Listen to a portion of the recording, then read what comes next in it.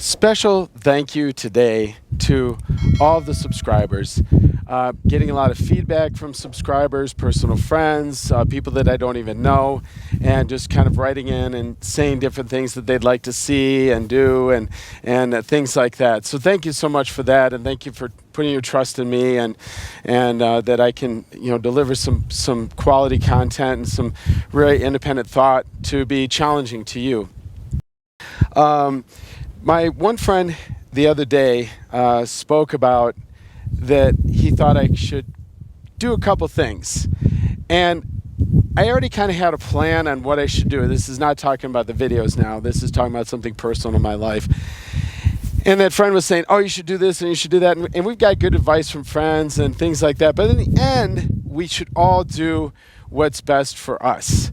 And this is what I'm sharing with you today is something that from a principle of life is that no matter what your friends or your spouse or really anybody says, you have to, at the end of the day and the end of life and eternity, and when we stand before the Maker and the Creator, we have to be comfortable with who we are. And we have to be able to smile and be able to look at that person that's going to take account of our life one day and smile and say, like my dad wrote a letter one time to me as a newborn baby. Of course, later on I read it in life. But I stood before my Maker and said, I did my best. And that's what we should do really in our lives, in every single facet of our lives. And so back to the story with my friend. My friend was giving me some good advice, saying, yeah, I think you should do this and do that. But at the end, that wasn't what I really was feeling peace in my heart. Went to do this particular thing, and then I was like, wait a second, I don't have peace. And what I'm doing, it wasn't anything immoral or wrong or anything like that. It was just a preference, as it were. And same thing that you have challenges in our own lives. There's only a finite amount of time that we have in this life to enjoy it and to spend and do it. And we might as well enjoy it in what we want out of our own lives and where we want to go and how we want our life to go. And so I really grew yesterday with this long drive up to a location. I was out in the desert here and I thought I wanted to go there. And anyway, so long story short, I learned something more about myself is trust that gut instinct. A lot of people have input and suggestions, and that's awesome. And God bless them for that. And it just means they love and care about you. But on the flip side, you really have to follow your own path. You can't follow what somebody else has for you to do. Whether it's in religion, you have to follow your own faith. You have to follow your own God. You have to follow your own faith. Not what that pastor, priest, rabbi, imam, no matter who or wherever you're at, spiritual advisor of some kind, you have to follow your path. I mean, I am very comfortable with my end goal, my eternity goal, which is my faith in Jesus Christ and going to heaven through Him. That's where I get my strength from. And speaking about strength, as you can see, right behind me is this dam. No, I'm not swearing. But dams are really interesting because they harness a lot of power. There's a lot of energy behind it. But it can also, there's two different ways. One, it's harnessing that power, correct? The second part is to harness that power, they had to block the power, block the creativity of that stream and thing. And I'm not preaching against dams and harnessing energy or anything like that. I'm just making two different reference points here about this dam.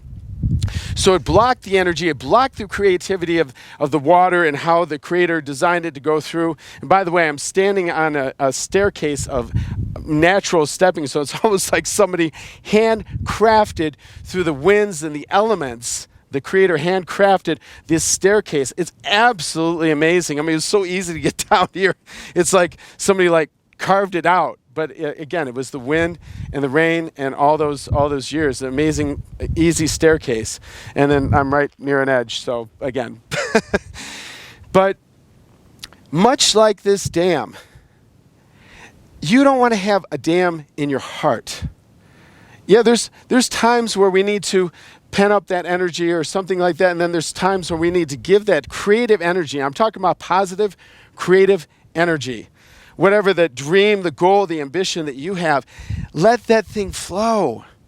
And that has to do with what's in your heart and what's in your soul, not what somebody else advised you or what you read or something else. You have to determine in your own heart, mind, and soul how you're going to be and how you're going to be independent of a party, independent of a religion, independent and have your own.